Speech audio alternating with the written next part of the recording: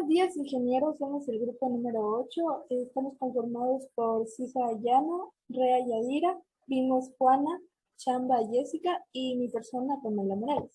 El día de hoy hablaremos sobre los riesgos químicos, físicos y microbiológicos y la disposición final de residuos hospitalarios.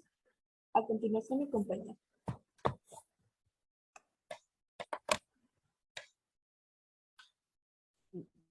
Por primer punto tenemos a los riesgos físicos.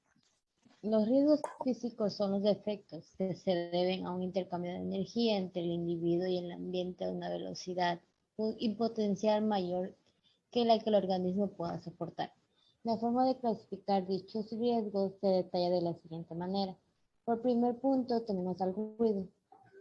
En este caso, las fuentes de ruido en la industria son numerosas, pero principalmente hay que destacar los efectos en fundiciones, carpinterías, fábricas textiles, sector de metal, etc. Por sus efectos tenemos a los problemas de comunicación, disminución de la capacidad de concentración, taquicardia, aumento de la tensión arterial y trastornos de sueño, etc. Es importante saber que el ruido no se puede eliminar, pero se puede reducir o modificar sus efectos nocivos a una buena medida. Es la rotación de empleados en las distintas zonas de trabajo. Por segundo punto tenemos a la iluminación. La iluminación deficiente ocasiona fatiga a los ojos, perjudica el sistema nervioso y ayuda a la deficiente calidad del trabajo y es responsable de una buena parte de accidentes de trabajo. Respecto a la carga térmica, por tercer punto,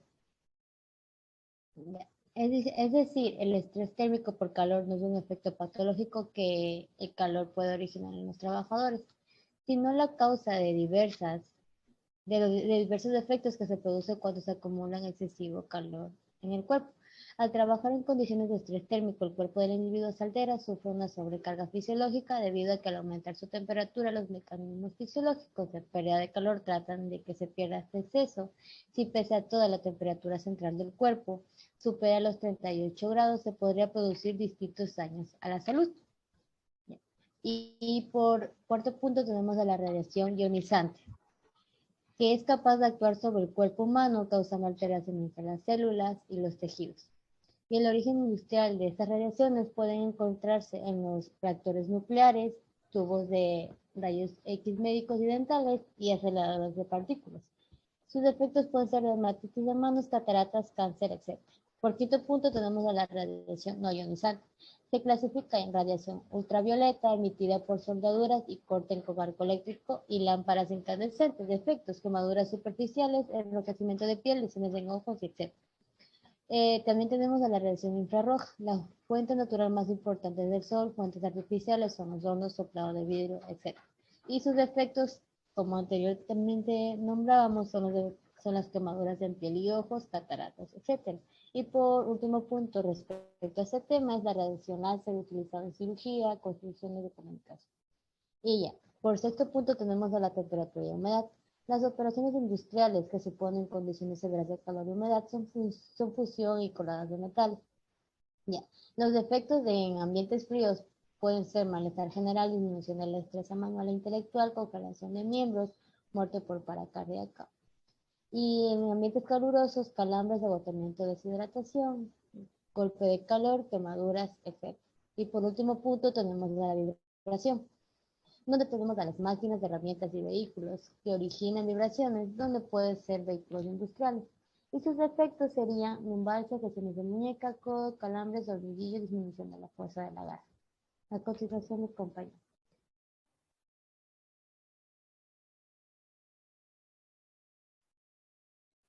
Los riesgos químicos son agentes ambientales transportados por el aire que ingresan al cuerpo a través de la inhalación, la piel o la ingestación, que pueden causar enfermedades ocupacionales.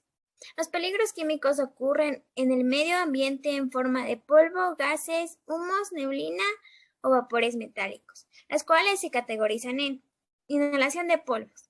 La causa de la inflamación de las vías respiratorias en pequeño calibre, bronquiolitis o acumulación de líquidos en los pulmones. También tenemos la inhalación de los gases la cual es un estado de agregación de la materia que no tiene forma ni volumen propio. Su principal composición son moléculas de aire, argón, dióxido de carbono, helio, nitrógeno y oxígeno. De estos gases, el argón y el oxígeno se producen principalmente por la separación de aires de los componentes que lo constituyen. Inhalación de los vapores. Son gotitas de líquido suspendidas en el aire, la evaporación o la temperatura ambiental. Inhalación de humos. Estas son pequeñas partículas sólidas que suelen estar en la combustión incompleta. En sí, los riesgos químicos son nocivos o sustancias que preparan o causadas por la inhalación, ingestión o penetración cutánea. Pueden implicar riesgos a la salud, de formar, por ejemplo, los etanales, dicloro de metano, cloruro de potasio. Podemos tomar las siguientes precauciones. Se debe ser evitado el contacto con el cuerpo humano, así como la inhalación de los vapores, y los peligros se clasifican también en pesticidas, herbicidas, contaminantes tóxicos inorgánicos, antibióticos, promotores de crecimiento, aditivos alimenticios tóxicos, y también la etilmercurio y estamicina. Gracias. A continuación expondré sobre el concepto de riesgos biológicos, el tratamiento correcto que se debe seguir con sus desechos y la clasificación con respecto a los agentes biológicos que representan dicho riesgo. En primer lugar tenemos el concepto de riesgos biológicos, los cuales son riesgos que tienen la presencia de un organismo o algún agente biológico derivado de dicho organismo, los cuales representan un peligro para la salud humana y por ende para la salud pública. Los riesgos biológicos pueden ocasionar enfermedades comunes, pero cuando dichas enfermedades se dan en un entorno laboral, como puede ser el sector hospitalario, dan lugar a enfermedades laborales. Con respecto al tratamiento que se debe seguir para su correcta eliminación de dichos riesgos biológicos, es decir, de los agentes biológicos que provocan dicho riesgo, pues deben ser descontaminados todos aquellos utensilios o ropas que hayan tenido contacto con dichos agentes biológicos antes de su eliminación. Deben seguir una cierta norma que es la gestión de residuos, en la cual el material contaminado debe ser sacado del laboratorio en un contenedor especial debidamente señalado como que contiene un riesgo biológico en su interior para posteriormente sacarlo al exterior. Con respecto a la clasificación de los agentes biológicos, tenemos a los virus, bacterias y hongos. En primer lugar hablaremos de los virus, el cual es una partícula de código genético pudiendo ser ADN o ARN, el cual se encuentra encapsulado en una vesícula de proteínas, el cual no se puede replicar por sí mismo. Es por ello que se debe infectar a otra célula para, mediante la utilización de los componentes de la célula huésped, poder realizar copias de sí mismo y por ende reproducirse. En segundo lugar, hablaremos de las bacterias, las cuales son seres vivos unicelulares y organismos procariotas, en la cual tienen un material genético que es una molécula de ADN circular bicatenario, el cual se encuentra fuera del núcleo, situado en el citoplasma. Por último, hablaremos de los hongos, los cuales son organismos que tienen células que tienen un núcleo, es decir, son eucariotas y que requieren de otros seres vivos para obtener su alimento, por lo que son consideradas como heterótrofas. Las células de los hongos poseen una pared gruesa que está compuesta por quitina, la cual le provee rigidez y resistencia. Una característica de la quitina es que constituye el esqueleto de los artrópodos. Con lo expuesto anteriormente, le doy paso a mi compañera.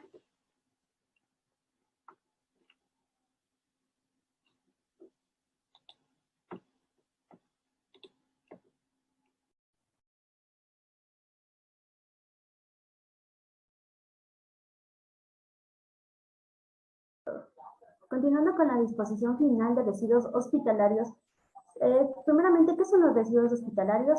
Son aquellas sustancias materiales de productos sólidos, líquidos y gaseosos que son generados por las actividades de las personas naturales o jurídicas que se desempeñan en entidades de salud, en la cual se pretende la obtención de beneficios ambientales, sanitarios o económicos, al procesar los residuos sólidos a través de operaciones y procesos mediante los cuales se modifican las características físicas, biológicas o químicas para potencializar su uso. Se realiza fuera del centro de salud los desechos infecciosos peligrosos tratados mediante la incineración y se eliminan como desechos no peligrosos, y los que hayan sido tratados por el método de esterilización deberán triturarse o someterse a un proceso que les haga irreconocibles.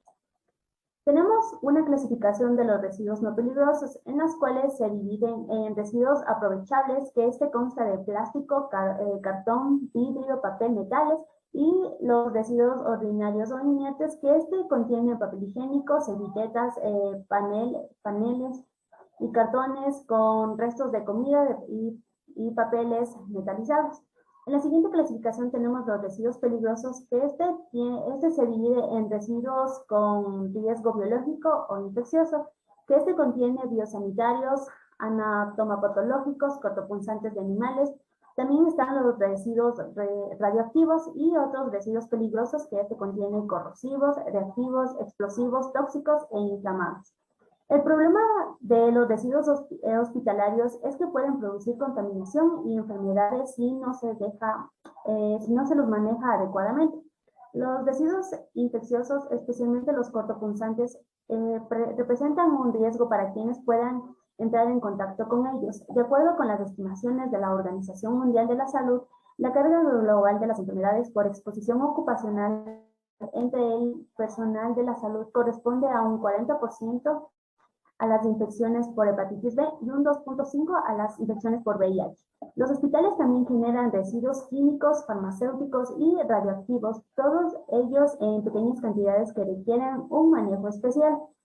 Por otra parte, en los hospitales también se generan grandes cantidades de residuos comunes como envases, papel, comida, etcétera, que pueden llegar a representar alrededor del 80% de la corriente de residuos.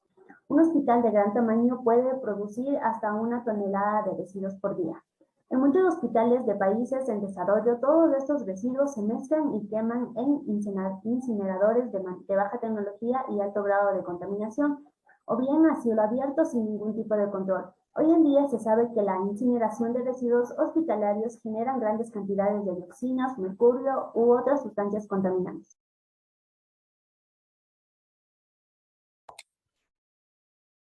La disposición final es la última fase de la gestión de desechos radiactivos. Su objetivo es garantizar la seguridad mediante la colocación de los desechos en instalaciones diseñadas para mantener un nivel apropiado de contención y aislamiento.